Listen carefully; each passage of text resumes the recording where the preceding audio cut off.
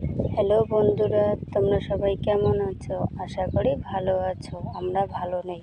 কয়েকদিন হলো আমার জ্বর হয়ে গেল। এখন মেয়ের খুব শরীর খারাপ, সত্যি জ্বর। কী জানি কার নজর লেগেছে আমাদের উপর। কয়েকদিন হলো দিনকাল ভালো যাচ্ছে না।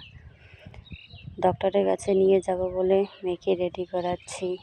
সবাই আশীর্বাদ করো, আমার মেয়েটা যেন তাড়াতাড়ি সুস্থ হয়ে যায়। তো বাই বাই বন্ধুরা।